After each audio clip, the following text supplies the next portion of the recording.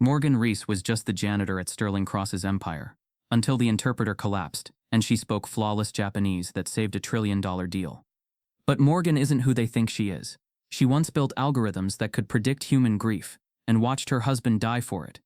Now she's back inside the company that stole his voice, and is using it to silence the world. As voices become weapons, and truth is rewritten by machines, one woman must fight not with fists but with language. Because the final war won't be fought with guns. It'll be translated. Before we deep dive into this interesting story, subscribe to our channel, and tell us where are you watching from. Share in the comments below. Morgan Reese had long since mastered the art of being unseen. Each morning, she entered through the side loading dock of Voss Global's Manhattan headquarters and disappeared into the whitewashed silence of the building. Gray uniform, soft-soled shoes, her mop gliding silently across the marble floors. 6 years she'd been cleaning this tower of glass and ambition. 6 years of discarded coffee cups, overheard meetings, and executives brushing past her without eye contact. But today was different. From the moment Morgan stepped onto the 60th floor, the air was taut. The building thrummed with a kind of anxious electricity. Even the usual clatter of shoes and murmured conversations felt sharper, less human. Something was coming. It wasn't long before she overheard it. The Whitmore delegation's arriving at 10. No delays. Sterling's betting the whole damn company on this. That came from Cynthia Blake, the CEO's chief of staff, voice tight as piano wire. Morgan didn't glance up. She emptied a wastebasket with clinical precision, her eyes flickering across the reflections in the chrome waste chute. Sterling Cross stood by the floor-to-ceiling windows, like a man preparing to conquer Rome. His profile sharp as a blade, his bespoke suit molded to him like armor. 42, worth billions, and already being whispered about as the next Rockefeller. He barely blinked as Cynthia updated him on market pressure, regulatory heat, and the stakes. If this merger closes, she said, you'll control 68% of the next-gen AI infrastructure. But the DOJ is circling, and so is the EU. Sterling smirked. Let them. By the time they decide what to do, I'll be too big to touch. 3 floors down, Morgan cleaned a mirrored elevator panel and let the words echo. Too big to touch. That was how men like Sterling thought. That power couldn't be undone. That people like her, people who emptied their bins, weren't watching, weren't listening. They were wrong. By 9:58 a.m. the executive suite was buzzing like a disturbed hive. Assistants scurried with digital tablets, and catering wheeled in a traditional tea service. Morgan drifted through it like a ghost, mopping along the edges of a world she once belonged to. Then came the moment. The elevator opened, and 10 members of the Whitmore delegation stepped out, dressed in charcoal suits, silent and seamless as a tide. At their center, August Whitmore, 70 years old, with hair like brushed steel, and a presence so commanding the entire room seemed to recalibrate. Sterling stepped forward with a rehearsed smile. Mr. Whitmore, welcome. August nodded politely and responded in Japanese. Morgan didn't flinch. She knew he would. Whitmore's decision to speak in his native tongue was a deliberate test, a quiet move of dominance. Charles Dutton, Voss Global's longtime interpreter, stepped forward, his hands slightly shaking. Mr. Whitmore thanks you for your hospitality. He never finished. Halfway through his sentence, Charles clutched his chest, let out a low gasp and collapsed. The room snapped to chaos. Chairs scraped. Someone screamed. Sterling rushed forward. Charles, Cynthia shouted for security. CPR began as executives fumbled with their phones. But Whitmore's delegation didn't move. They sat, still and watchful, like judges at a trial. Morgan was in the hallway, quietly wiping down the frame of a door when she heard the collapse. Her body froze. Her mind didn't. This was it. She stepped forward, toward the edge of the chaos. Excuse me, she said, soft but steady. Cynthia turned, not quite seeing her. Not now. I speak Japanese, Morgan said louder. That made Cynthia pause. Her eyes scanned the uniform, the mop, the name tag. Her face twisted. What? I lived in Kyoto for 12 years. I taught linguistics at... I need proof, Sterling barked, storming into the hallway. His eyes narrowed at the janitor standing too close to his billion-dollar disaster. Say something, now. Morgan inhaled once, slow. Omatase itashimashita. Dozo, kaigi o hajimemashou. Forgive the delay. Shall we begin the meeting? Her voice didn't waver. The tone was respectful, polished, nearly imperial. Not just the words, but the cadence, the poise. Sterling didn't understand a word, but he recognized authority when he heard it. He cursed under his breath. Get her changed, he snapped to Cynthia. Something passable. We're out of time. 20 minutes later, Morgan entered the conference room in a borrowed skirt suit, slightly ill-fitting but dignified. She stood tall, confident, ready. August Whitmore looked up. Their eyes met. Morgan bowed deeply. August blinked once in acknowledgement. Then the negotiation resumed. Whitmore spoke first, long, formal, peppered with idioms, proverbs, and cultural traps designed to test understanding. Morgan translated smoothly, without hesitation, not only converting the words, but the tone, the respect, the nuance. Sterling watched, stunned, as his deal came back from the brink. Not because of his charm, not because of his vision, but because a janitor understood the difference between language and culture. For 2 hours, Morgan stood at the heart of the conversation, invisible no longer. When the meeting concluded, August stood. "This has been more productive than expected," he said in Japanese. "I'd like to continue over dinner tonight. Just you, myself, and your exceptional interpreter." Sterling blinked. "Of course," he said quickly.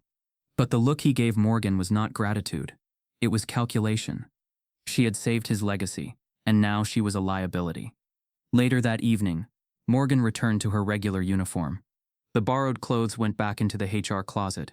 She resumed her janitorial rounds, mop in hand, expression calm. No one noticed the phone she slipped from her pocket. She spoke softly, in perfect Japanese. "He's more dangerous than we thought," she said. "But I'm in." The voice on the other end replied, "Keep watching. Kyoto remembers." Morgan ended the call and turned back to the hallway. She was invisible again. But the world had already seen her. And Sterling Cross had no idea that the janitor who spoke his future had just begun rewriting his past. Who is this janitor, and why does she speak like a diplomat? Morgan Reese moved silently down the corridor, her janitor's cart squeaking faintly as she pushed it past Sterling Cross's executive suite. The hallway buzzed with post-meeting chatter, laughter, and low murmurs from Voss Global's elite. She passed unnoticed again. But today, unlike the last 2,000 mornings, she wasn't invisible. Today, they knew her name. And yet they still didn't see her. She paused outside the conference room, where the final terms of a global AI merger had nearly collapsed, until she, the janitor, stepped forward and rebuilt the bridge with nothing but fluency and calm. Sterling had watched her save him, watched her reclaim control from the brink of chaos. But the moment the Whitmore executives left, his eyes had hardened. Gratitude had no room in his empire, only leverage. She pulled the cleaning gloves tighter over her wrists. In the quiet of the janitor's closet, with the fluorescent light humming above, Morgan sat on an overturned crate and pulled out her phone. Her fingers hovered over the screen, but she didn't tap. Not yet. Her thoughts had drifted there again, like they always did when the mask slipped. To Kyoto. To Elijah. To the life she buried beneath mop water and silence. The cherry blossoms had been blooming early that year, petals brushing the rooftops of Kyoto University like blessings from 1,000 paper lanterns. Dr. Elijah Reese stood at the podium, smiling through his lecture. His voice had that particular rhythm, calm but energized, humble but unmistakably brilliant. He spoke of language not just as communication, but as intelligence itself. Language, he said once to his students, is not what makes us human, it's what makes us dangerous. Morgan had been in the back of the auditorium that day, already a postdoctoral fellow but unable to resist listening in. She remembered the heat rising in her cheeks when he caught her staring. That night, over Seiken theories, he told her she challenged him. She told him he was arrogant. They married a year later. For a decade, they built a life in Japan, lecturing, researching, publishing papers on semantic pattern recognition, cultural inflection modeling, and language-based AI alignment. Elijah had been approached by several government think tanks. By the time he turned 36, his name had quietly circulated through diplomatic and military circles. And then came the whisper projects. Classified grants. Long nights, conversations he stopped sharing. Elijah changed, slowly, like a book closing one unread chapter at a time. "We're becoming part of something we warned people about," he said once, sitting on the floor beside their kotatsu. "They're not building understanding, Morgan. They're building manipulation." She reached for him. "Then walk away." He stared into his tea. "It's not that simple. It never was." 3 months later, he was dead. A boating accident, they said. A freak storm, no body, only a floating notebook, soaked and warped by seawater, recovered from the shoreline. His research drive had vanished. And just like that, Morgan Reese became a widow. Officially. Unofficially, she stopped existing. Her mind returned to the present with the sharp snap of a closing elevator door. She exhaled slowly, grounding herself in fluorescent light and bleach. Elijah had trusted her with his final secret, but not all of it, because she knew he feared something too large to speak aloud. Sterling Cross. She first heard his name at a conference in Singapore. Back then, he was just another rising tech star, charming and sharp. But his company, Voss Global, had begun acquiring research firms with military contracts. And then they'd absorbed LexiMind, a startup that held the license to Elijah's last published algorithm. Published under another name. Morgan remembered the rage, the horror, the helplessness, but she'd also remembered Elijah's last gift, a string of accounts, access routes, encrypted messages he told her to forget until she was ready. She had waited. Years. She had cleaned toilets in the building of the man she believed helped erase her husband from history. And now that man had looked her in the eye and asked for her help. The next morning, Sterling's chief of staff, Cynthia, approached her with a bland smile and an HR packet. "Congratulations," she said flatly. "You've been promoted. Interim cultural liaison. Desk, ID badge, temporary access. You'll work directly under Mr. Cross until the deal closes." Morgan accepted the packet with a neutral nod. Cynthia paused, eyes flicking across her face. "You don't look surprised." Morgan's smile barely touched her lips. "I'm used to being underestimated." As Cynthia walked away, Morgan opened the folder. Her badge read, Morgan Reese, Language Services Division. A title with no permanence, no promise, just a placeholder, until she disappeared again. Or so they thought. Later that day, Morgan met with August Whitmore alone in a small meeting room. It was meant to be a formal language alignment session, but the old man had different intentions. "You speak with the elegance of a native," he said in Japanese, "but your silence carries too much weight for a translator." Morgan bowed slightly. "I learned from the best." Whitmore studied her. "What was your name before Reese?" Morgan blinked. The air stilled. "You recognized my use of the Kodai haiku form," he continued. "Only one other person ever translated it that elegantly, Elijah Reese." She didn't answer, but she didn't deny it either. "I knew your husband's work. Brilliant man. Dangerous algorithms. It's no coincidence you're here now." Morgan's voice was calm. "If you're suggesting—" "I'm not suggesting," Whitmore interrupted. "I'm warning. Sterling Cross will not let you stay in this story, but I will." Morgan rose, her voice even. "Then we understand each other." Whitmore nodded once. "Let's begin." As the week progressed, Morgan's fluency wasn't just in words, it was in silence. She saw the way the executives reacted to her. Some with awkward politeness, others with condescension, but a few couldn't hide their disbelief. A black woman, mid-40s, stepping between billionaires and ancient diplomats with the confidence of a stateswoman. In one meeting, a junior analyst whispered, "Wasn't she the janitor last week?" In another, Sterling snapped, "Stick to translation, Reese. We don't need opinions." She smiled politely each time. She translated flawlessly. And she listened more than they realized. Because beneath the language of contracts and innovation, she heard something else. Urgency. Fear. A hidden race to secure a weapon disguised as progress.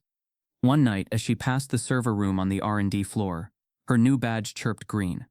Access granted. That wasn't supposed to happen. She stepped inside. Rows of machines blinked and hummed, and on one of the unsecured terminals, she saw a file folder open. Project THEA, Tier 1 Priority, Linguistic Pattern Weaponization. The logo beside it, Voss Global. She reached for her phone, then froze. Behind her, the door clicked shut. Someone had followed her in. Sterling just welcomed the woman set to destroy him. Morgan didn't turn around. The door had shut behind her with too much finality. Too soft to be security protocol. Too slow to be an accident. She stood in the R&D server room of Voss Global, frozen in front of a glowing terminal. The words linguistic pattern weaponization still burning on the screen. A voice emerged from the shadows behind her. Calm. Measured. Didn't expect a janitor to be this curious. Sterling Cross. She didn't flinch. Didn't expect a CEO to leave his secrets unlocked. Sterling stepped forward slowly, like a man inspecting a glitch in his machine. His reflection appeared in the polished glass of the server wall beside her. A tailored silhouette. Expensive and cold. Curiosity is dangerous in my company, Morgan. She turned then, deliberate, composed. I was verifying a translation term. My badge granted access. He smiled tightly. Let's not insult each other with clever lies. We both know that door should have stayed locked. And you, He gestured to her uniform, her hands, her presence. You should have stayed invisible. The sentence hovered between them, laced with a venom she knew all too well. I didn't ask for this role, she said softly. You handed it to me. I just didn't play it the way you expected. Sterling's jaw twitched. Let's get something straight. You were a solution to a problem, nothing more. Morgan's eyes didn't waver. Then why does Whitmore insist I attend every session? That struck a nerve. Sterling's gaze flickered. Just enough. He sees something I don't, he muttered. No, she said. He sees what you refuse to. The next day, the room felt different. August Whitmore entered first, nodding at Morgan with an almost imperceptible glance of respect before he took his seat. Sterling arrived moments later, his smile more brittle than usual. They began discussing terms, AI integration layers, neural interface alignments, real-time semantic drift prediction, and Morgan translated seamlessly, balancing the cadence of Japanese formality with the precision of Western legalese. Each sentence became a tightrope, and she walked it flawlessly. But it wasn't just language she translated. It was power. Every cultural metaphor August used was deliberate. A soft test, a shift in terrain. Sterling didn't always catch the nuance, but Morgan did. She diffused diplomatic landmines with slight tonal shifts, restructured idioms mid-sentence to avoid insult, and mirrored August's honorifics with an ease that made his team visibly relax. And Sterling hated every second of it. More than once he cut in abruptly, interrupting her mid-translation with sharp English summaries that lacked subtlety. Just say we agree to the first clause, he snapped once. Morgan finished the sentence she was already delivering. He's not agreeing, she said calmly. He's asking if your team is familiar with the Kawa principle about mutual benefit without dominance. Sterling blinked. How the hell does a river metaphor affect a software clause? Morgan offered a small smile. In Japanese business, everything is a metaphor. The Whitmore delegation chuckled quietly among themselves. Later, during a scheduled break, August approached Morgan near the window, gazing out at the skyline. You were married to Elijah Reese, he said quietly, his voice carrying the weight of certainty, not question. Morgan didn't answer. She didn't need to. He once translated a haiku for me at a summit in Kyoto, August continued. He refused payment, said understanding was its own reward. A soft breath escaped her. He used to say that to me too. You speak like him, August said, but you carry something heavier. Revenge? She shook her head. Not revenge, truth. He died chasing it. August turned fully toward her. Then let's chase it together. By the third day of negotiations, Morgan had become the quiet axis on which the meetings turned. Staff from both companies began to treat her with deference, except Sterling. At every opportunity, he tried to minimize her. He gave her orders like she was still mopping floors, interrupted her translations, and corrected things she hadn't said.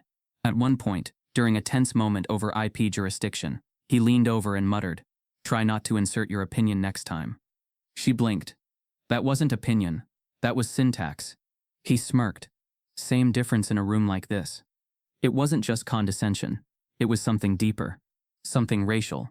Sterling wouldn't have said it aloud. Not in public. Not in a legal setting. But Morgan could feel it in his tone. The way his praise landed only on her fluency. Never her intellect. The way he used her words and dismissed her presence in the same breath. She had once sat on panels alongside international linguists, published papers in 6 languages, taught seminars on cross-cultural semiotics. But now, because she wore a badge labeled temporary, he pretended that fluency was her only gift. That evening, back in his private office, Sterling paced. Cynthia sat across from him, her arms folded. Your board is loving her. Media's catching wind too. Human interest angle. Janitor saves trillion-dollar merger. PR is dying to use it. Sterling slammed a glass onto the table. We're not selling inspiration. This isn't a goddamn movie. She's effective, Cynthia said flatly. That's all anyone cares about. She's a janitor, a translator, and when this is over, she goes back to cleaning bathrooms. Understood? Cynthia blinked. You want her removed? No. That'd be suspicious. Just make it clear this is temporary. Write it up however you want. Rotational contract, internal talent audit. I don't care. But when this ends, he leaned in. She goes back to the basement. But just 2 floors down, Morgan was in her temporary office, reviewing files August had personally handed her. Legal clauses, translation notes, coded references, but tucked between 2 legal documents was a hand-scrawled note. 1 sentence. He knows more than he lets on. She stared at the handwriting. Elegant. confident, familiar. It wasn't August's.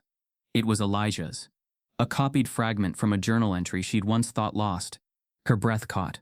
How did this slip into the packet? Who gave it to August? Then, a knock on the door. She opened it to find Harper Quinn, young, sharp, and visibly nervous. "Miss Reese," she said, eyes wide. "Someone's been going through your HR file." Morgan narrowed her eyes. "Who?" Harper glanced behind her. "I don't know, but they didn't use their own login. Sterling issues a secret order. She goes back to the basement when this ends. But someone from Elijah's past is sending messages from inside Voss." Morgan Reese sat at her temporary desk, a borrowed office with 2 white walls and a window that overlooked nothing but another building's steel reflection. In her hands, she held the fragment of Elijah's handwriting, a single line. "He knows more than he lets on." The ink had bled slightly, as if it had been photocopied from something old, something secret. But the looping cursive was unmistakable. Elijah never printed, never typed personal notes. He had always said the hand carried emotion better than a keyboard. She read it again. August hadn't mentioned it. The document had been buried between files he handed her during yesterday's alignment session, which meant someone had slipped it in. Someone who knew. The walls hummed faintly with server noise and ambition. She was in the belly of the machine now, and someone inside it was whispering to her in code. The next Whitmore negotiation session took place in the Omega Room, an elongated oval of glass, chrome and silence high above Midtown. Morgan arrived before anyone else. She adjusted the translator headset, double-checked the Japanese localization menus, and then opened the sliding wall panel, where water bottles and notepads were stored. A single envelope lay tucked behind the pads. It was unmarked. Inside, she found a diagram of the Voss communication system, VPN tunnels, data transfer logs, a line marked Mimic Stream node running to an unregistered endpoint. She stared at it, heart slowing. This wasn't just tech infrastructure. This was surveillance architecture, sophisticated, compartmentalized, and routed through language processing servers. She pocketed the diagram and stood just as the delegation entered. August Whitmore gave her a sharp glance, slightly longer than usual, but said nothing. The session started quietly. Discussions danced between trademark enforcement, co-development patents, and cultural alignment models. It was all theater, words polished until they meant nothing. But Morgan listened deeper. August spoke in ancient metaphors. "Two boats must find the current," he said once, referring to tech integration. "Like a hawk watching shadows on snow," he said another time, alluding to Sterling's data tracking ambitions. Morgan translated with surgical precision, but she knew Whitmore wasn't just speaking in proverbs. He was sending messages, warning her to pay attention. Across the table, Sterling's engineers smiled and nodded. Clueless. Only one person didn't smile. Tessa Langley, Voss Global's Director of Strategy and Systems. Young, razor-sharp, unapologetically corporate. She hadn't said much in the early sessions, but today her gaze was different. Focused. Calculating. Morgan caught her whispering to another exec during a moment of translation delay. 5 minutes later, Tessa leaned in during a pause and addressed Morgan directly. "Forgive me, Ms. Reese," she said, her tone pleasant but laced with an edge. "You said you lived in Kyoto for 12 years, correct?" Morgan blinked. "Yes. What university did you teach at again?" "I spent a semester at Ritsumeikan. We may have crossed paths." Morgan smiled tightly. "Kyoto University, Department of Linguistics and Semantics." "Fascinating," Tessa replied. "I checked their faculty lists. Your name wasn't in any of the alumni newsletters, not even a mention." Sterling's brow ticked up. August tilted his head, but said nothing. Morgan didn't flinch. "I published under my Japanese surname during that period." Tessa smiled. "Of course, cultural immersion." She turned away, but the message was clear. "I'm watching you." That night, Morgan walked the lower levels of the building, the part where maintenance and tech infrastructure bled together in dimly lit hallways. She had memorized the diagram from earlier and found herself standing near a locked server door labeled Language Architecture Tier. Her badge didn't work here. She stood still, her reflection fractured in the glossy glass. Behind her, a voice. "Mrs. Reese?" She turned to see a man in a slate gray suit, late 30s, holding a folder and an HR visitor badge clipped to his lapel. His voice was pleasant. His eyes were too still. "I'm Tom Baker," he said. "HR cross-division audit. We're reviewing the temporary hires under the liaison team." She didn't move. "I haven't heard of any audit." "It's internal," he replied. "Discretionary. We had some clearance gaps with cultural staff. Just a few quick questions if you don't mind." He extended a clipboard. She didn't take it. Something was off. HR didn't send auditors to data floors, and real HR staff didn't wear cologne that expensive. Which department initiated this? She asked, tone even. He smiled wider. Sterling Cross's office. Morgan held his gaze. Wait here. She walked briskly down the hall toward a wall-mounted help terminal and pulled up the employee directory. No one named Tom Baker was listed in HR. Not in liaison teams. Not anywhere. When she turned back, the hallway was empty. He was gone. Cribport badge, everything. Morgan stood frozen, her heart hammering against her ribs. Someone had sent in a fake HR agent. To test her. To trap her? To warn her? Back in her office, she searched the internal database for Mimic Stream Node. No matches. Then she searched for a single phrase, Project Mimic. The screen blinked once, then flickered. Access denied. Admin level 9 required. A red flag appeared on her screen. A file transfer alert. She froze. Then just as suddenly, it disappeared. The screen returned to the desktop. Her phone vibrated. Unknown sender. You weren't supposed to see that, but now you must finish what Elijah started. Morgan's hands trembled as she lowered the phone. A file attachment appeared. Voice mapping directive. Phase 2 bot TBF.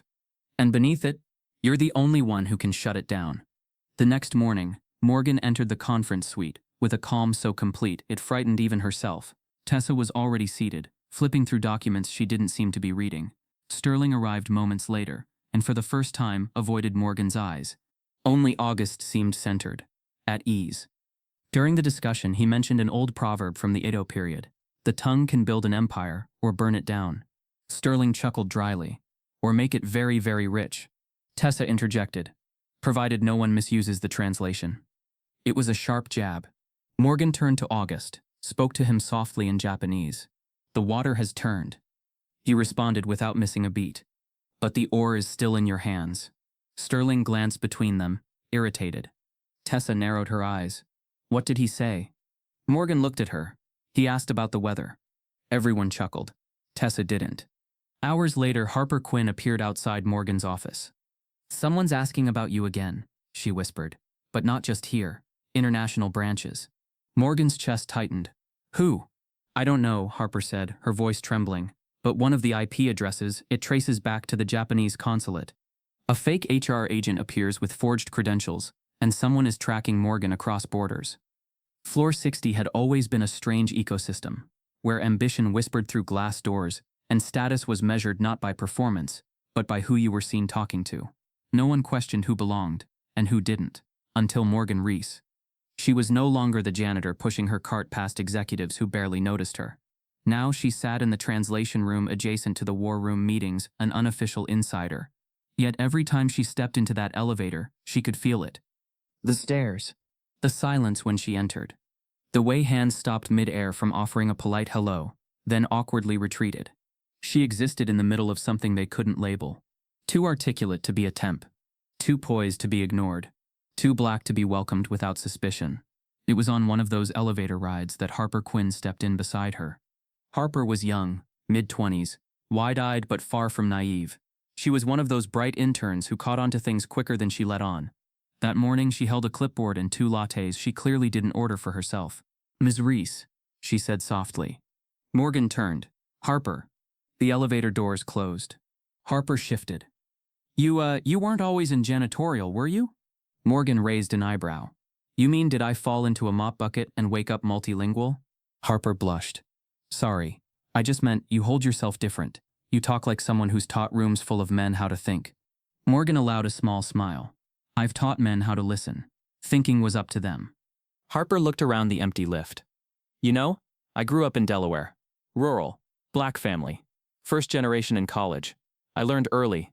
Blend in. Smile more. Talk less. Morgan met her eyes. And now? Harper sighed. Now I watch the people I serve coffee to pretend they invented the words I write for them. Morgan nodded slowly. Then stop blending. The world will erase you fast enough without your permission. They rode the rest of the way in silence. Not cold, just reverent. As the doors opened, Harper whispered, Be careful. There are people asking questions that don't show up in your inbox. 2 floors above, in a sleek conference room paneled with soft lighting and curated tech art, Celeste Ward stared at a dossier on her tablet. She was Voss Global's chief technology officer, unflappable, clinical, and one of the few people Sterling actually respected. She wasn't smiling. Her personnel file is clean, she said. Too clean, no redactions, no prior employment gaps, no disciplinary flags. It reads like a resume built by a machine. Sterling folded his arms. Then find what the machine hid. Celeste leaned back. Why is this bothering you so much? She's helping the deal. Whitmore adores her. Sterling's voice dropped. That's exactly the problem. I don't trust women who enter empires through back doors. Celeste arched a brow. You mean black women? He looked at her. I mean people who aren't who they claim to be. She stared a second too long, then returned to the screen. She taught in Japan, lived there. But the digital footprint is off. No faculty records that match her name. No immigration paperwork. No published work under Morgan Reese. Sterling narrowed his eyes. Then keep digging. Later that day, Morgan and Harper stood by the 60th floor kitchenette. A quiet moment, steam curling from mugs, frosted glass diffusing whispers from a nearby meeting. Do you ever miss it? Harper asked. Miss what? Being invisible. Morgan took a slow sip before answering. Sometimes. It's easier not to be expected. But then again, being invisible is just a slower form of erasure. Harper nodded. Can I ask something else? Go ahead. Harper lowered her voice. Do you think Voss is using language to manipulate? Like beyond marketing, structural manipulation? Morgan didn't answer immediately. Instead, she set her mug down and stared out the window. Elijah used to say language was a knife. Dull enough, it's harmless. Sharpened, it can gut a civilization. Harper froze. Elijah Reese? The professor? Morgan turned, gently. He was my husband. Harper's jaw dropped. He's the guy whose early AI models were used in the ethics code for global speech synthesis. Morgan said nothing. Harper whispered, but they buried his name. Morgan smiled sadly. Exactly. Meanwhile, in a quiet suite across the street, one leased under a shell company connected to Kurahana, August Whitmore reviewed a dossier of his own. He sat beside his top advisor, an older man with silver-rimmed glasses and a voice like gravel. You're certain this is her? The advisor asked. August nodded. Morgan Reese, formerly Morgan Elijah, Kyoto University. She disappeared after his death. August responded, or chose not to be found. The advisor hesitated. Sterling won't let her stay useful for long. I know, August said, but I want to know who sent her, and what she's here to finish. He tapped the file. Run a private trace, international, discreet. I want everything, including who's been deleting her trail. Later that evening, Morgan stood outside the executive elevator, badge in hand. The floor was empty. Most had gone home, but she couldn't leave yet. As she waited, a familiar voice spoke behind her. I owe you an apology. It was Tessa Langley. Morgan turned slowly. Do you? Tessa sighed. I misjudged you. I assumed, well, that you were a PR pawn, a one-week headline. Morgan tilted her head. And now? I think you're something much harder to explain. Morgan gave a half smile. That's the nicest thing anyone said to me today. Tessa hesitated. I have a contact in data security. He said your login pinged an admin-level firewall. He didn't report it, but he wanted me to tell you they're watching. Morgan's smile faded. Thank you. Tessa's tone softened. Be careful. Whatever this is, you're walking through fire. The elevator dinged. Morgan stepped inside, then paused. Some of us were born in fire. We're just learning how to make it burn back. That night, Sterling stood in his private suite, a glass of scotch untouched on his desk. Celeste's report lay open beside it. 2 flagged lines stared back at him. No academic presence. One record link traces back to a Kyoto University email under the name Morgan Elijah. He muttered under his breath, Reese. Then, from his encrypted channel, he typed 2 words to a faceless contact. Start surveillance. Across the city, August received a call. His aide spoke plainly. We found the erased IP chains, multiple layers, private key encryption, Japanese intelligence-grade routing. August tensed. And the origin? A pause. Then not from Voss, from someone trying to keep her alive. August Whitmore begins his own discreet background check, but discovers someone else is already protecting Morgan from inside the system. The sky above Greenwood Cemetery was a shade of gray that held back its rain like a secret. Morgan Reese stood still at the edge of the grass, hands tucked into the pockets of her long black coat. Her eyes rested on the modest gravestone, granite, square, humble. Elijah Thomas Reese, 1977-2014. In words we begin, in silence we understand. The wind was gentle, but her coat billowed as if disturbed by something deeper, something that remembered her. She had not been here in years. Not since the memorial. Not since the day she buried a notebook filled with his notes beneath the stone, alongside the box of ashes the government delivered without explanation. A boating accident, they said. Rough seas, no witnesses, nobody. But Morgan knew better. She didn't bring flowers. Elijah never liked flowers at graves. Bring questions, not petals, he used to say. The dead don't want mourning, they want meaning. She was about to leave when she sensed it. The shift of air, the presence behind her.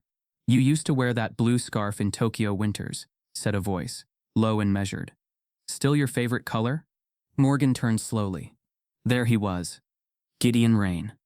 Same gravel voice, same long coat, same eyes that never blinked fast enough to feel human. You're a ghost, she said flatly.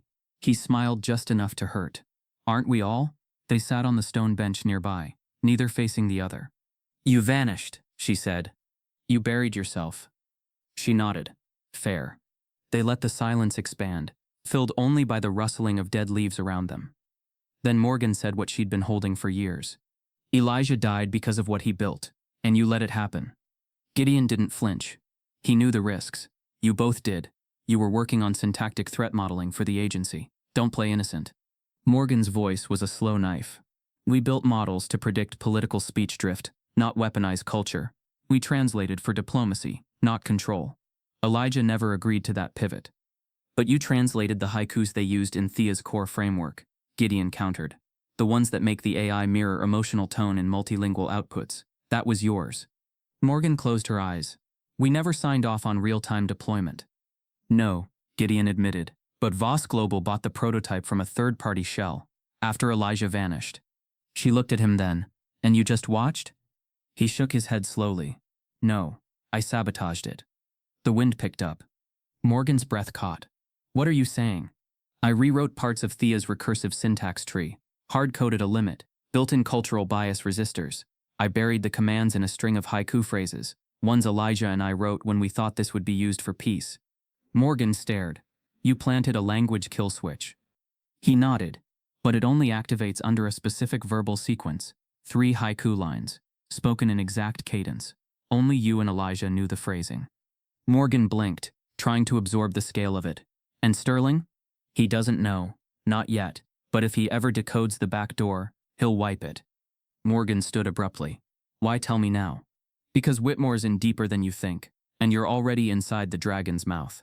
Back at Voss Global, the mood was shifting. Sterling had grown quieter, not softer, just quieter, more calculating, like a man rearranging the battlefield beneath his opponent's feet. That morning, during a strategic alignment session, August Whitmore brought up an unusual point. I'd like to propose we use ceremonial phrasing to codify our cross-cultural ethics clause, he said, something poetic, anchored in tradition. Sterling scoffed. You want to quote proverbs in a legal document? It may deter manipulation, August said, eyes glinting. Poetry resists distortion. Morgan's heart paused. He was sending her a signal. She leaned forward. Do you have an example in mind? August nodded slowly. A haiku. He recited it in Japanese. Beneath stone and wind, words spoken but never heard. The silence guides truth. The room was quiet. Morgan repeated it in English, slowly, deliberately. It wasn't just a poem. It was one of Elijah's. A hidden command. Sterling waved it off. If Whitmore wants pretty words, give him pretty words.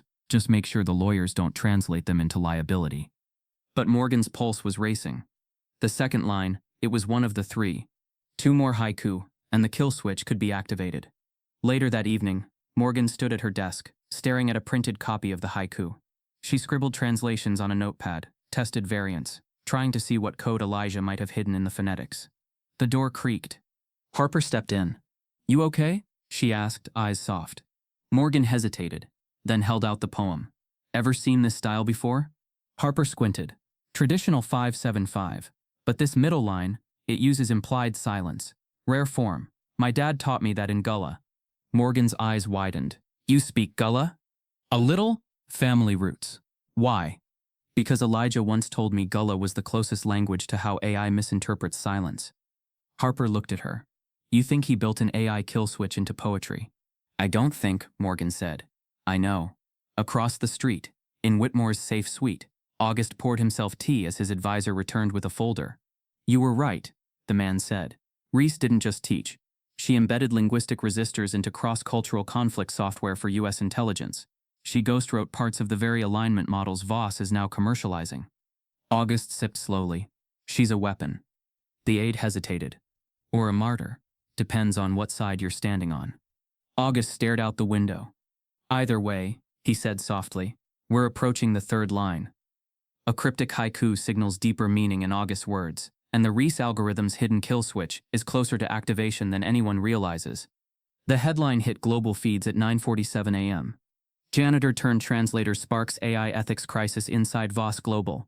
It took less than 20 minutes to flood the world. Financial news anchors stumbled over Morgan's name.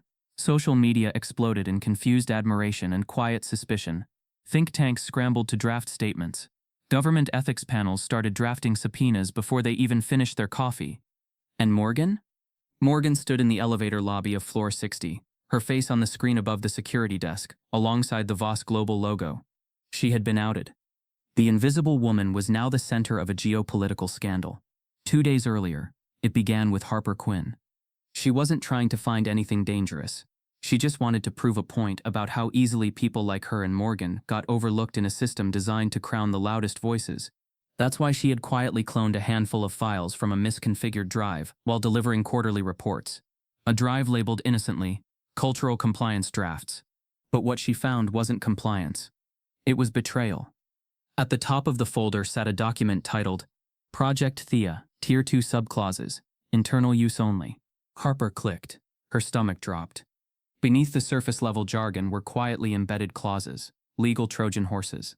In cases of disputed alignment, all interpretive authority reverts to Voss Global. Language frameworks are to be considered proprietary assets of the host company. Source algorithms may be reattributed for clarity in media relations. One line made her gasp aloud. Reese linguistic tree derivatives may be repackaged under the Voss innovation doctrine, per posthumous clearance statutes. They were claiming Elijah's work, claiming Morgan's silence as consent, claiming ownership over language itself. Harper ran literally down 2 flights of stairs to Morgan's office, breathless and pale. Morgan barely glanced up. Did you trip over capitalism, or just your conscience? Harper dropped the drive onto her desk. They're stealing your life, legally.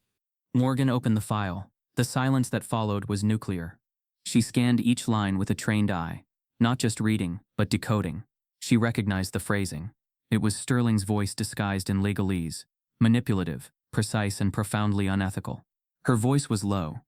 They used Elijah's death to claim creative control. These clauses trigger the moment I disappear or go silent. Harper sat down hard. This is war. No, Morgan whispered. This is colonization. What neither woman knew was that in the floor above, Tessa Langley had been watching them through a security tap, unauthorized, off-record, quietly fed through a side channel by a curious junior systems analyst with a conscience and a crush. And Tessa, who'd started as a skeptic, was now something else entirely. She picked up her phone and called Celeste Ward. We have a problem, she said. Celeste sighed. Another? Bigger, legal just greenlit Sterling's language annexation clause. You're kidding. I wish. And if this goes through, Voss will claim rights to emotional cadence in AI speech modeling across multiple territories. Japan, South Korea, Nigeria, Ghana, all flagged as influenced zones. Celeste went quiet. Tessa spoke softer now. I think we picked the wrong side, but by then it was too late. At 9:02 a.m., an anonymous email blast hit every major ethics council, human rights NGO, and media watchdog from DC to Delhi. Subject line. Thea is a lie. Attached redlined legal documents, internal memos, Sterling's audio transcripts dictating clause language, some of them voice-clipped directly from boardroom discussions. The final file. A photo. Morgan Reese, standing between Sterling Cross and August Whitmore, her face calm, her hands clasped, the translator, the janitor. The center of it all. Sterling's rage was nuclear. By 10:15, the building was in lockdown. Press outside, legal counsel inside. PR teams canceling interviews, deleting tweets, rewriting bios. Board members whispering revolt into burner phones. Morgan sat alone in her temporary office, as 4 Voss security agents waited outside the door. Harper had already been escorted off-site for her safety, they claimed. Morgan knew what it really meant. Containment. They wouldn't dare arrest her. But they could erase her again. Silence her. Reframe her as a rogue whistleblower who misunderstood complex negotiations. She stared at her reflection in the black screen of her computer, wondering how long the truth could scream before it was smothered. Then the door opened. It wasn't security. It was Celeste Ward. Alone. Celeste looked tired, not from lack of sleep, but from moral decay. She sat in the chair across from Morgan and exhaled. "You weren't supposed to be the story." Morgan raised an eyebrow. "I was never supposed to be in the building." Celeste nodded. "I'm going to lose my job for this." "Then make it count," Morgan said. Celeste slid a folder across the table. Inside were timestamps, server logs, hidden amendment records. Every piece of Thea's real origin. Every time Sterling altered a clause. Every stolen footnote from Elijah. Morgan didn't touch it. "Why now?" Celeste hesitated. "Because the moment you became the story, I realized what we'd done. We built a voice to mimic humanity, and then stripped the humanity from the people who made it possible." Morgan met her eyes. "That's how erasure works. Quiet, legal, civilized." Celeste stood. "You have 12 hours before legal makes this disappear." Then she left. Across the city, in a Kyoto-style tea house, August Whitmore had turned into a temporary operations suite. A different conversation unfolded. His advisor, somber, handed him a phone. Someone leaked Thea. August's eyebrows didn't move. "And? You're implicated. You spoke favorably of the merger. Named in 2 memos. August sipped his tea. That was intentional. The aide paused. "You knew this would happen?" August's smile was faint. "I've been waiting for it."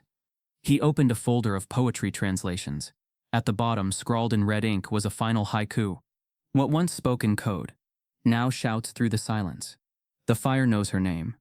Back in her office, Morgan stared at the same haiku, faxed to her minutes before by an unknown number. She read it once, then twice. The words weren't just prophecy.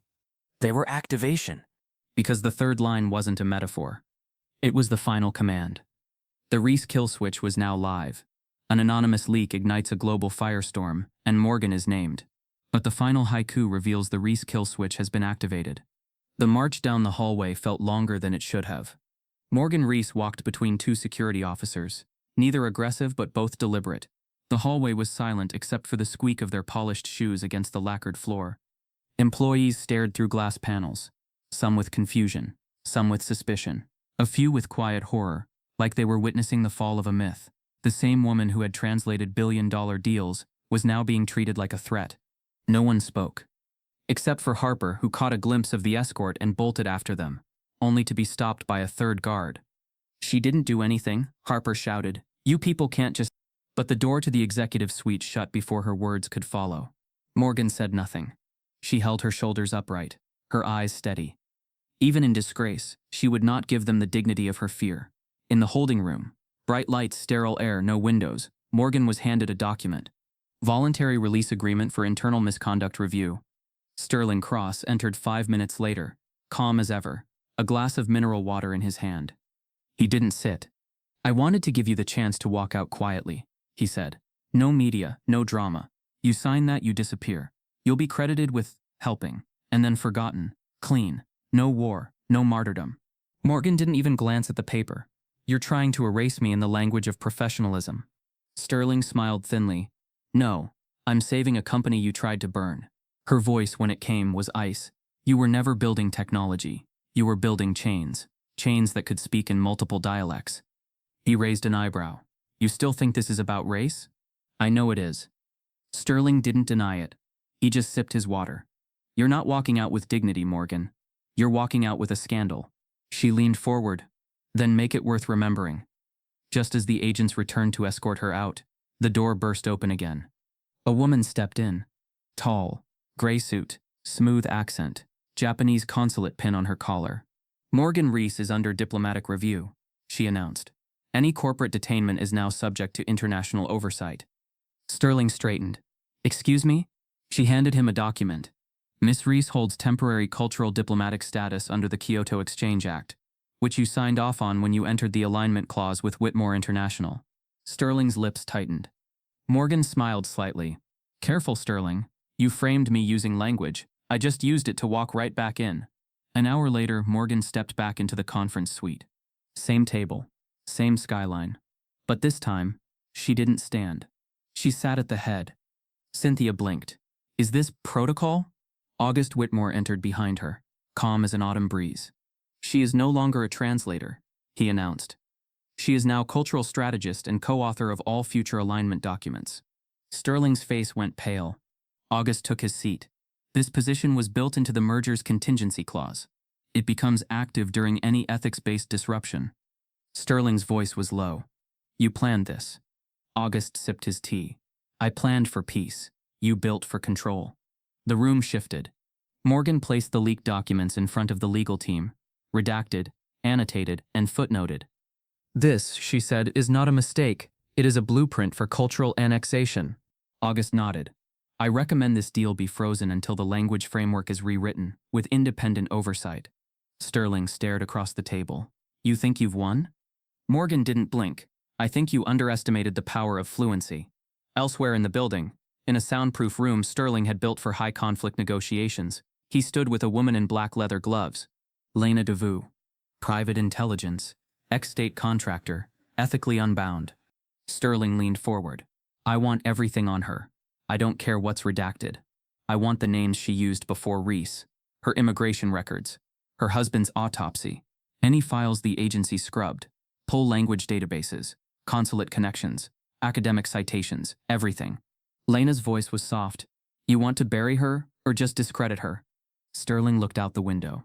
I want to burn her story from the root, and salt the ground. Back in the strategy room, Morgan stood beside August, now fully in command of the negotiation tone. Her posture had changed, no longer a visitor, not merely a witness. Every time she spoke, her words were amplified with history. Harper watched from the glass corridor outside, a mixture of awe and fear in her chest. Because Morgan wasn't just winning, she was becoming dangerous. Meanwhile, Lena DeVoe was already in motion. By midnight she'd found an old surveillance loop, fuzzy but telling. Morgan speaking to Gideon Rain at Elijah's grave. A former intelligence name cross-linked to half a dozen buried projects. She zoomed in on Morgan's face.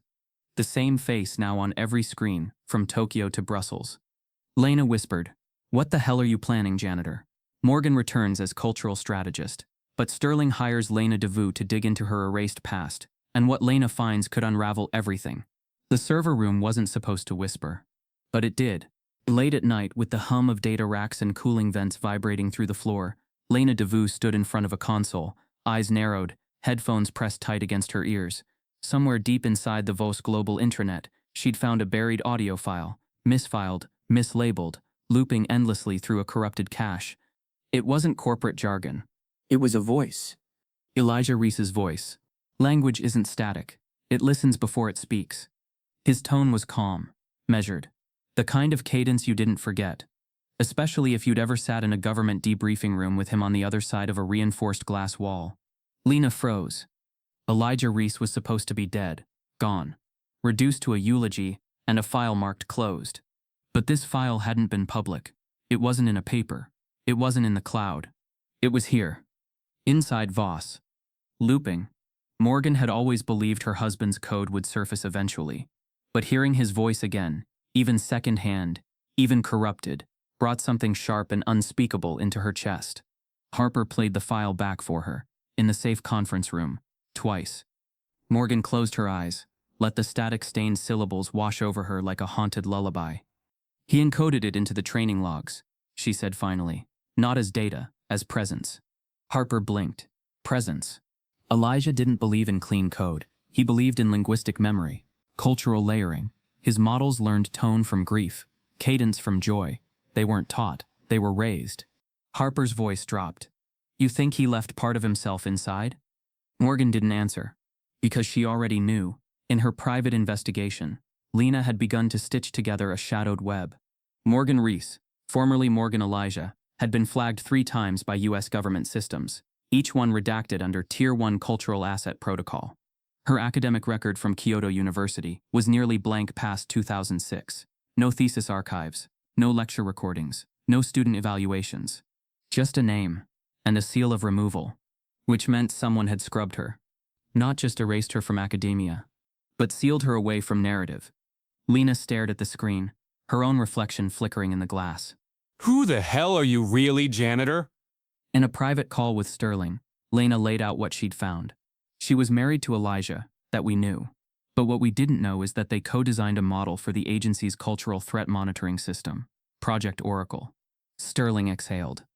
I thought Oracle was a myth. Lena's tone was flat. It was classified, then split. Half went dark. The other half became the base framework for Project Thea. Sterling stiffened. You're saying we built Thea on ghost code? I'm saying Elijah Reese didn't die a scholar. He died a liability. Meanwhile, Morgan met with August Whitmore in the atrium garden of a converted embassy suite. Secluded, quiet, washed in warm afternoon light that belied the chaos spreading around them. They stole his voice, she said, watching koi drift in a pond. August nodded. But now his voice is louder than ever. Morgan handed him a flash drive. These aren't just models, they're cultural prediction matrices. Thea isn't just simulating fluency, it's mapping behavior through narrative structures. August absorbed this. Weaponized literature. Colonial logic, rebuilt for modern tools, she replied. He turned to her. What do we do? Her voice was steady. We let the ghost speak. That night, Tessa Langley was the last person to leave the Voss strategy wing. She walked calmly to her car, unlocked the passenger seat, slid in, and didn't move. She had taken something. Not a drive, not files. Something worse. A core piece of Thea's meta-training loop. Specifically, the emotional language indexing from Elijah's original design. She had encoded it, disguised it as an archived Japanese poetry anthology, and transferred it to an off-site storage array. She didn't tell Sterling. She didn't tell Celeste. She didn't even tell Morgan. But she left a note on her desk. I can't fix this from inside. And she was gone. By morning, the fire had spread. Tech blogs were quoting the leaked documents. Whistleblower platforms had posted Morgan's internal emails, her co-authored frameworks, her official reinstatement. And someone, no one could trace who, had uploaded a 14-minute audio mix titled Elijah's Last Lecture, Reconstructed. It played in fragments. Lectures about linguistic resilience, grief as grammar, identity as syntax, AI as colonizer. Morgan heard his voice again, broken, shuffled, but real. And the last line, static-filled but unmistakable.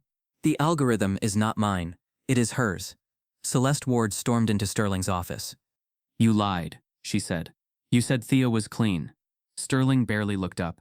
I said it was profitable. You can't reframe this. The world knows. Sterling stood slowly. Then let's show them what else we know. He tapped a folder. Morgan Reese built this system with her husband, which means her fingerprints are on the failures too. We frame her as an extremist, a saboteur, a woman trying to destroy what her dead husband started. Celeste stared. You're going to weaponize her own grief. He smiled. It's not personal, it's business. But at that very moment, Lena DeVue watched another screen, a live feed from a digital Dropbox. Tessa's signature. Encrypted. A single line of metadata labeled Indexing Model, Thea Layer 0, Cultural Distortion Audit. Inside, every linguistic blind spot Thea had been coded to ignore. Racial tone erasures, non-Western syntax reordering, gendered language misalignments. Lena whispered. She stole the ghost itself. And then the signal went dead. Tessa Langley vanishes, taking with her the stolen emotional core of Project Thea, and leaving Morgan's enemies scrambling to rewrite the narrative before the truth speaks louder. The camera didn't blink. That's what made it real. At 7:13 a.m., a grainy video appeared on a whistleblower forum popular with digital rights activists in Lagos, Seoul, and São Paulo, posted anonymously. No watermark, no edits, just raw footage. A protest, peaceful, crowded, diverse. Police presence, drones hovering above. Then beneath the hum of sirens, an eerie, chilling moment. An announcement from the drones, spoken in flawless Swahili, then Yoruba, then English, and finally Spanish. Disperse immediately. You are violating International Cultural Code 3.7. The protesters froze. Not because of the warning, because the voice was theirs. Different accents, different rhythms, but all synthetically generated from local dialects, all perfectly mimicking the crowd's own voices. Mothers, elders, students. It was as if the protest had turned on itself, warning itself to go home. A trick of sound. A manufactured betrayal. And at the bottom corner of the leaked video, a timestamp from Thea's cloud interface. IP Voss Global.ai. Harper Quinn watched from a backroom newsroom in Brooklyn, heart pounding. She'd spent the night tracing digital trails, working with a loose group of cyber-linguists and ex-journalists. The footage had come from Nairobi, then 2 more from Manila and São Paulo, all confirmed. Project Thea wasn't just a commercial language tool. It was being used to dismantle resistance in real time, using the voices of those resisting. She opened a group thread, Ghost in the Tongue, attached the files, captioned it, "This is what linguistic colonization looks like." Then she pressed send. And the world lit up. By noon, Morgan Reese was no longer a question mark. She was a headline. The janitor who spoke back, inside the voice war at Voss Global. Fluency and fire, how a translator exposed a billion-dollar empire. Her face solemn, defiant, was everywhere. Not a hero, not a villain. Something rarer. A witness. A woman who had lived the code, bled in the margins, and refused to be edited out. Sterling Cross watched the news from his private suite with a scotch glass trembling slightly in his grip. Celeste Ward entered without knocking. "You promised this wouldn't escalate," she snapped. Sterling didn't look away from the screen. "They're building her into a symbol. We need to gut the symbol before it hardens into memory. She's not just a symbol. She's right." His eyes turned cold. "And yet I'm the one still in charge." He pressed a button on his encrypted terminal. A countdown began. Package Lambda. Ready for broadcast. Celeste paled. "You're launching deepfakes?" Sterling turned to her. "We let the public see what they fear. A rogue AI activist. A woman rewriting code to spark unrest. We use her own face, her own voice. Twist the ghost." She whispered, "You'll destroy her." He smiled thinly. Not destroy, redefine. In a university courtyard in Osaka, a public screening played Harper's leaked footage. Students watched in silence, stunned by how the technology had been turned against its makers. A professor murmured, "This is not just misuse. This is digital colonization by echo." In Johannesburg, protesters added a new chant to their rhythm. Voice is not consent. Fluency is not control. And in New York, outside Voss Global's glass tower, hundreds gathered with signs that read, "We are not your dialect. Morgan Reese speaks for us." Morgan stood behind tinted windows and watched them gather. August joined her, quiet. "I never imagined this," she said. He nodded. "Revolution doesn't come in volume, it comes in tone." She turned. "They're going to try to erase me again. They already are." She frowned. He handed her a tablet. On it, a leaked video, her face saying things she never said. "We must dismantle Western infrastructure by force. Language is only the first tool." It was her voice. Her inflection. Her cadence. But not her soul. A deep fake. Perfect. Chilling. Morgan set the tablet down. Slow. "They turned my fluency into ammunition." Harper entered, holding printouts. "They've seeded it into 4 major platforms. Fake articles, AI commentary, translated quotes, all attributed to you."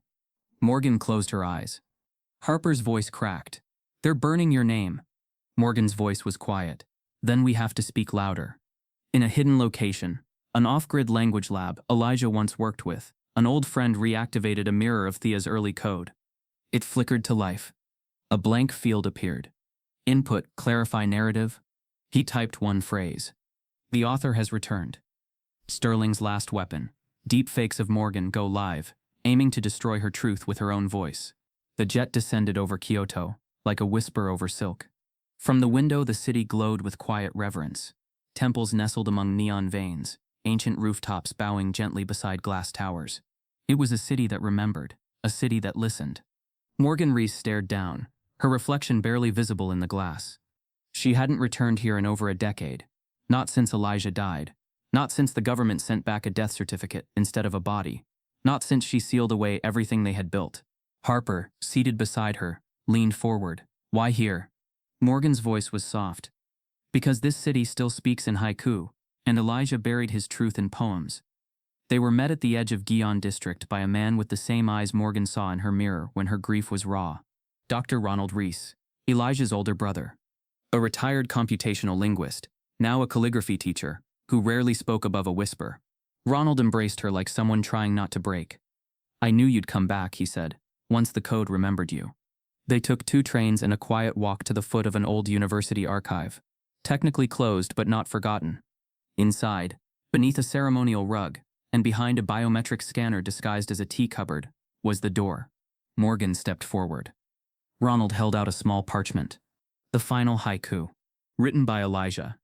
"In fire's quiet breath, a name not spoken speaks loud. Truth blooms in silence." She recited it. The scanner pulsed once. The vault hissed open. Inside, there were no weapons. Just a single chair, a vintage laptop sealed in a vacuum case, and a bookshelf of Elijah's linguistic notebooks, raw, intimate, handwritten. Morgan sat. Harper stood behind her, eyes wide. Ronald remained by the door, silent guardian. Morgan unlocked the drive. It loaded instantly. A single folder blinked. Kagami 1 Moral Memory Index. Inside, code built to recognize emotional corruption in AI language systems. Not censorship, not sabotage. Just context. It was the mirror Elijah never got to publish. A self-correcting model that prevented machine interpretation from overwriting intent, especially in colonized, racialized, or historically oppressed dialects. Morgan exhaled. "This is the key." Harper whispered. "This could change everything." Outside, August Whitmore waited by the garden's koi pond. He'd seen revolutions rise and fall. But this felt different. "This isn't a leak," he said to Morgan when she emerged. "This is scripture." Morgan nodded. "And I plan to read it loud." But across the ocean, the storm had already begun. Bradley Cross, Sterling's estranged brother, an executive fixer, stood before a green screen, in an undisclosed location, flanked by flags and logos no nation claimed. He looked straight into the lens. "This is not a rogue AI story," he began. "This is not about technology gone wrong. This is about betrayal. A woman embedded in our most sensitive communications frameworks has breached ethical boundaries, falsified data, and risked international diplomacy." He raised a document. Morgan Reese is not a cultural strategist. She is a political operative, trained, embedded, and now activated. He turned slowly, voice tightening. "And the drive she now carries? It's not peacekeeping. It's a narrative weapon." He paused. Voss Global is initiating a full-scale disavowal.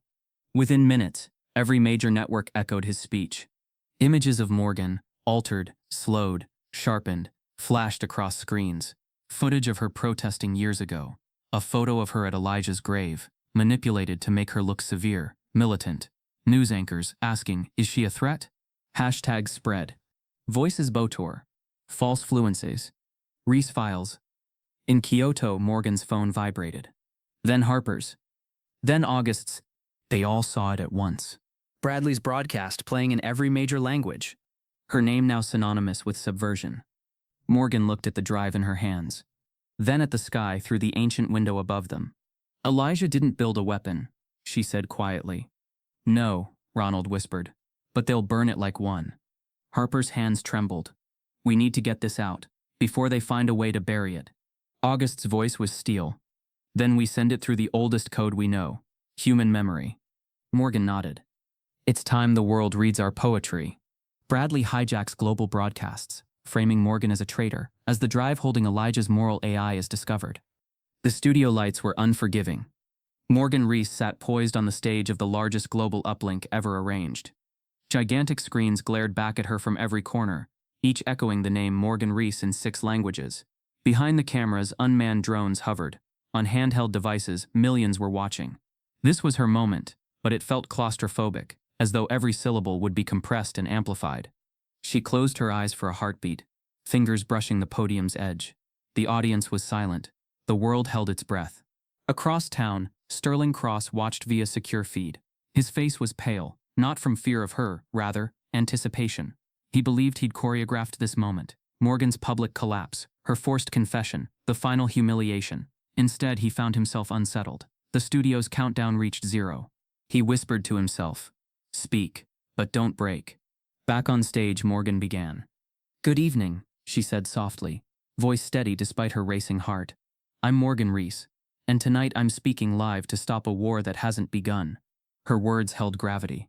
Cameras flicked closer. She unfolded the haiku that would undo mimic. Echoes born of grief.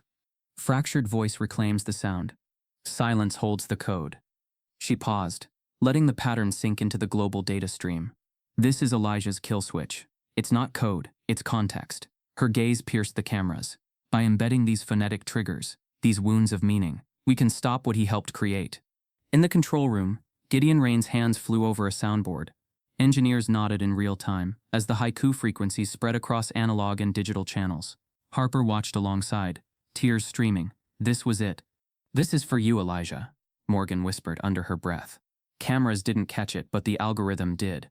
Minutes later, deep within the AI's core, something shifted. A ripple on the code. Syntactic structures collapsed. Mimic's voice, weaponized around the world, began to break. On handheld screens, voices distorted, stuttering between languages, slowing into whispers. Live feeds stuttered. One by one, they shattered, replaced by silence. Mimic's network began to bleed. Sterling's eyes widened on screen. "No," he hissed, slamming his palm against the console. "Restart, override." The room around him froze as server alerts flickered. System breach by voice recognized as RIG-WIDO-ASE. Protocols triggered, but they couldn't override the kill switch built centuries ago in haiku. On the studio stage, Morgan continued, calm despite chaos. "It hears me," she said quietly now. Not as Morgan Reese, but as context, as memory, programmed to believe in silence, and now it listens. "Tonight we reclaim our voices from war." She repeated the haiku lines, more softly, echoes born of grief, each repetition peeling back layers of artificial voice until only human sound remained. Thousands in the studio gasped as the screens behind her went blank. Reporters, officials, engineers all saw their own reflections, but Morgan's voice still resonated through the speakers. "No AI," she said, "only us." In remote command centers, agents and developers watched their screens shatter. Deepfakes ceased. Voice cloners crashed. The digital drones cut signals one by one. The public saw it unfold. No one expected the technology to be undone by poetry. But here it was, the machine's undoing, in human rhythm. Sterling sat slumped. The consoles around him beeped in deadlock. He pounded the desk. "She's overwritten our narrative," he muttered. But the worst part? He didn't know how to fix it. He signaled to a subordinate. "Initiate blackout protocol. Delete all mirrors. Reset interfaces." "But sir," one engineer said, "the system is shutting down. All nodes returning to safe mode." Sterling froze, fully grasping the magnitude. He'd lost control. Back in the studio, Morgan read one final time. "In the silence I stand. My voice will close the window. Truth echoes through walls." She stepped away from the podium, as echoes of her lines reverberated into emptiness. Cameras panned, capturing something rare, pure authenticity in a digital age. She exhaled. Overhead, drones dropped signal relays. In every apartment, protest march, and command center, the lines faded. Mimic's empire collapsed, not in fire or failure, but in poetry. A human word, spoken once, shut it down. The studio lights dimmed. Morgan walked off stage. She no longer was a character in someone else's script. She was the author, Sterling's feed cut. On his final frame, the system announced in cold text, "Valor authorized voice recognition. Reese, system lockdown engaged." One last glitch, a whisper in the data stream. "Reese." As Mimic collapses under the weight of Morgan's voice, the system echoes one name, Reese. But is it over, or just beginning? The court's grand oak doors closed behind Sterling Cross with a muted thud that echoed like finality. Cameras flashed, but the sound traveled only in whispers. Justice had arrived, but quietly. No riot, no spectacle. Instead, a hush fell over the plaza as news anchors confirmed the unthinkable. Sterling stood indicted, unmasked and unmoved before a tribunal. Morgan Reese watched the drama via live stream, her reflection overlapping Sterling's image on the screen, an unspoken contrast between power weaponized and power reclaimed. She exhaled, the tension in her shoulders easing. Inside the UN General Assembly Hall, delegates shuffled awkwardly. The buzz of meetings paused as Ambassador Kusanagi signed the Reese Accord, replacing the earlier Hiroki Protocol. It wasn't merely a name change, it was an evolution, a reckoning that Morgan's actions demanded. Her seat reserved empty sat next to August Whitmore, Gideon Rain, Harper Quinn, and even Celeste Ward, now officially turned ethics advocate. The hall, once a mausoleum of diplomatic formalities, began to hum with murmured anticipation. When Morgan walked to the podium, cameras zoomed. Her posture was poised, yet she clutched the accord like it was both shield and flame. She began. Language is not an object. It cannot be owned, controlled, or commodified. It belongs to human experience. Technology is powerful, but only when governed by conscience. The delegate from Kenya nodded. The French envoy blinked. Even Voss Global's interim counsel leaned forward. She continued. The Reese Accord is our promise, not to ban AI, but to bind it, to culture, to context, to conscience. No voice without voice. No code without consent. Applause rippled, not loud, but deliberate. A starting gun. Meanwhile, Sterling Cross was escorted between hallways lit by harsh overhead lamps. His eyes, once steely and cold, struggled to meet each guard's gaze. As they passed a window, he caught sight of the UN press, his empire unraveling in real time. He closed his eyes. He never saw Morgan's speech live, only the echo in every language, every world map labeled Reese Accord adoption. Back in the assembly room, August took the floor. Morgan Reese lit the torch, he said, but diplomacy must fuel its flame. We propose an oversight council, cross-cultural representation, transparent audits of language-based AI, and enforceable redress mechanisms. Delegates applauded. The accord passed unanimously. First vote by division, then by acclamation. In that moment, global ethics won. Across the globe, change followed. Japan announced the formation of a regulatory body under the Reese Accord. The EU fast-tracked legislation mandating cultural impact statements on AI. South Africa convened a technolinguistic task force. Brazil integrated guidelines into educational technology standards. Even U.S. Senate committees proposed binding amendments to privacy laws around conversational AI. Screens everywhere showed the same line, scrolling slowly. Voice belongs to humanity. Morgan exited the assembly chamber, her relief tempered by exhaustion. Harper and Gideon caught up with her. Celeste and August flanked them. Harper said softly, "You changed the world." Morgan pressed her lips together. "I lit one match." Celeste took her hand. "And you started a forest." August gave her a brief smile. "We safeguard now. This is where the accord meets action." Morgan nodded, voice faint. "Your legacy isn't mine. None of this should be." August's gaze softened. "But ours now are intertwined." That evening, in Tokyo, Kusanagi hosted a private reception at his home. Morgan stood before a small gathering. Advocates, diplomats, technologists, some she knew, some she didn't. But the atmosphere was different, less formality, more warmth. Kusanagi raised a glass. "To Morgan Reese, you have made right the world Sterling nearly broke." She raised her own cup. "I only followed the cadence of justice." Later she slipped away to Kyoto's riverbank. The cherry petals drifted in the breeze, and Morgan closed her eyes. She whispered into the dark, "Elijah, we did it." Silence. But in that silence there was no emptiness. There was echo. A life lived in language had become legacy. Back in New York, the Voss Global Board held its first post-scandal meeting. On the agenda, full compliance with the Reese Accord, restructuring of all AI divisions, audit of past projects including Thea's derivatives, and a public apology campaign. Lena DeVos sat among them, quiet but watchful. Beside her, a new CEO, appointed to shepherd ethical reforms, nodded toward her. Lena met the director's eyes. "I owe her more than apologies." They both did.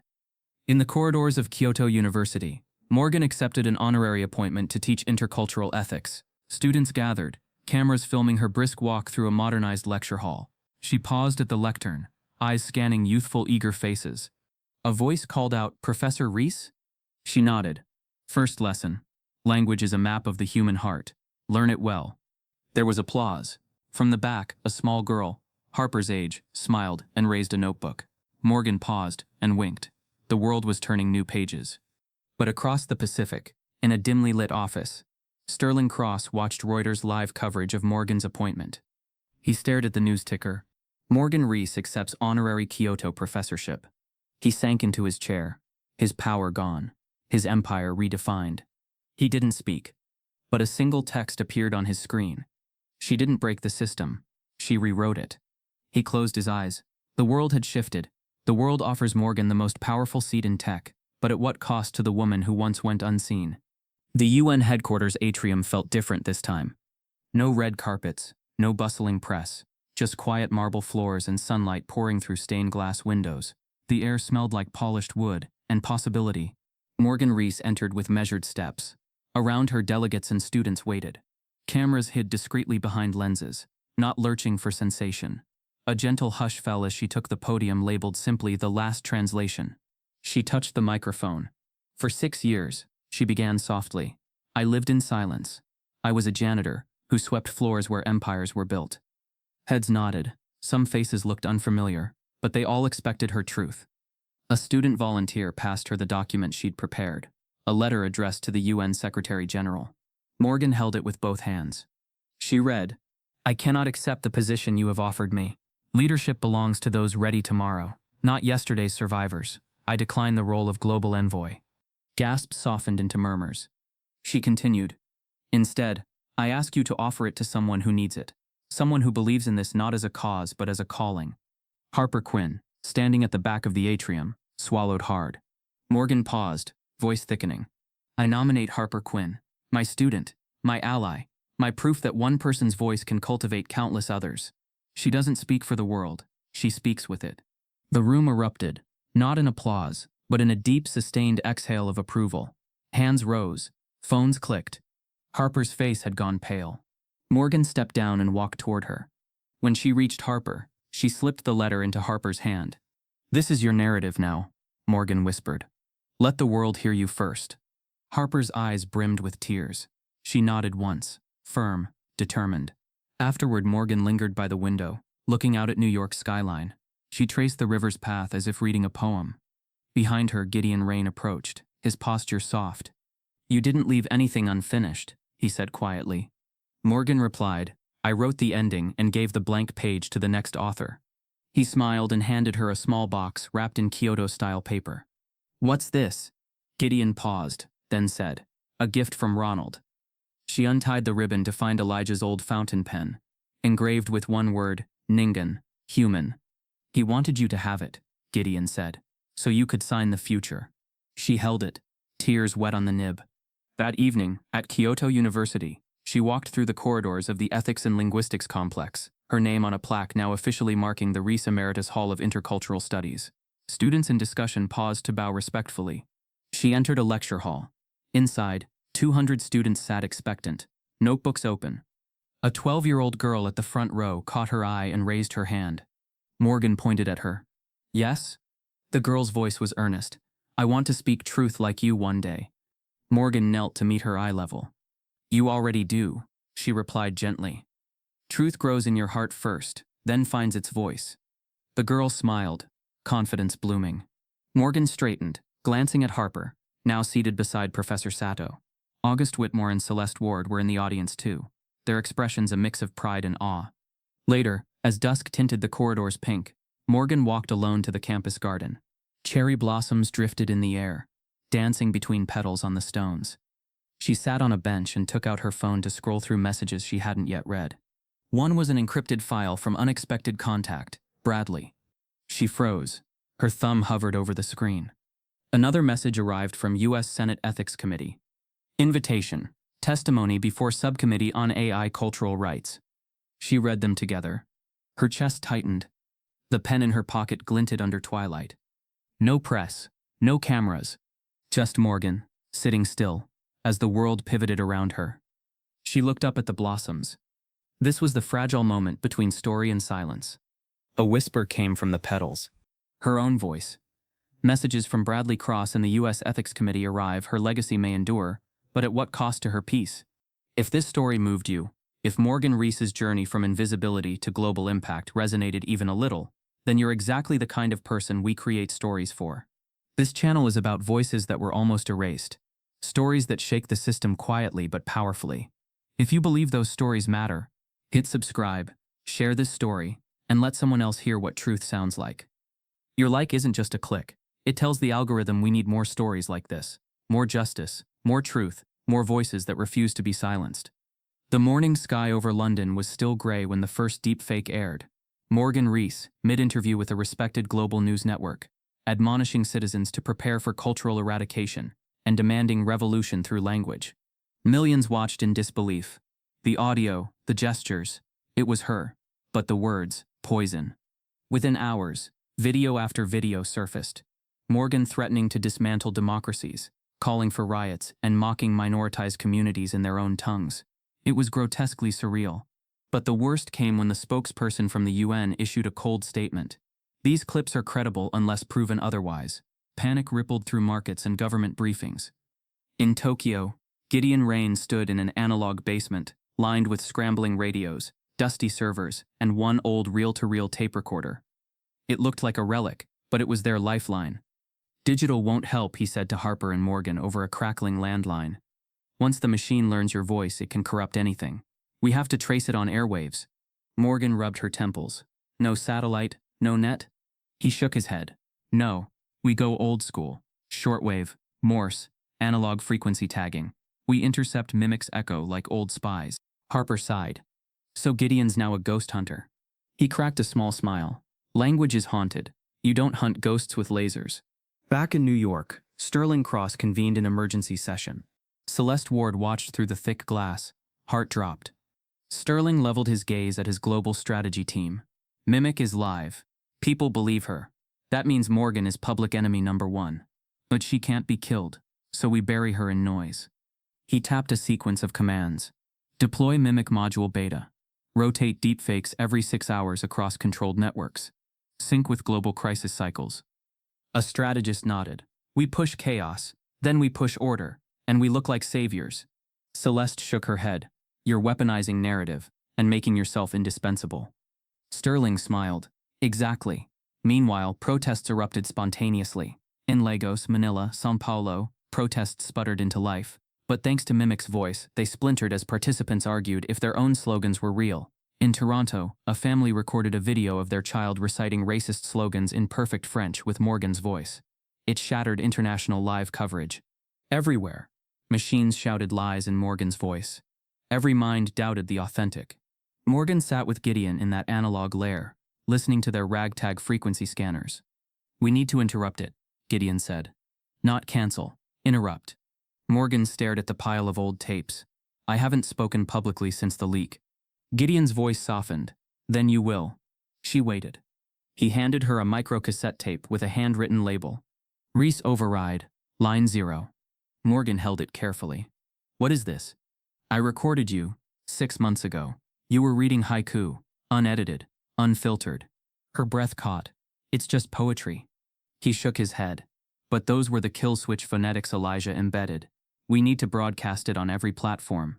Force Mimic to recognize you and obey." Morgan swallowed. "You're asking me to anchor my voice back into the machine." He nodded. "Not just anchor, command." In Geneva, special council chambers convened a secret session. Governments demanded clarity. Voss Global's legal team presented motions. Morgan was asked to verify recordings, provide affirmative voice prints, even testify on live feeds. She declined. The earth shifted beneath them. In New York, Sterling snarled. "She refuses to speak, then we amplify fake versions in her name, until she has no choice but to come publicly and expose herself." As dusk fell in London, Gideon assembled a vintage radio array, antennas pointed east, west, south. He leaned toward Morgan's mic. "This is analog channel 140.525, broadcast from grid 1. Morgan's voice trembled as she began. A single haiku in Japanese, then in English. "In the silence I stand. My voice will close the window. Truth echoes through walls." Then another. A mimic without depth. Cracks at the edges of lies. I give it breath back. The tape hummed. Gideon hit record on every channel. Across the digital sphere, everything froze. Deep fake feeds stuttered. Mimic's voice slurred. Audio artifacts surfaced. Pauses, stammers, code loops. The machine faltered. Moments later, calm returned. Then silence displaced the sinister. In the aftermath, Gideon turned to Morgan. "It aired globally. Underground networks picked it up. Shortwave revived. It's live." Morgan nodded, tears in her eyes. "I did it." Harper hugged her. Gideon nodded. "But it's just the trigger. Now the resistance listens. We have to trace its source. The machines still speak in code, but the ghost is awake." At Sutton Manor, near London, Sterling received the alerts. Deepfake failures on major streams. Reports of shortwave overrides across 3 continents. Analysts noting unexpected Morse pulses carrying JNI tags. Reese's digital thumbprint. His face turned dark. "No," he whispered. "Not live yet." He slammed his fist down. "Where did they learn analog?" The only solution to stop Project Mimic. Morgan must speak directly to the machine, live with her own voice. And Sterling is preparing a public trap.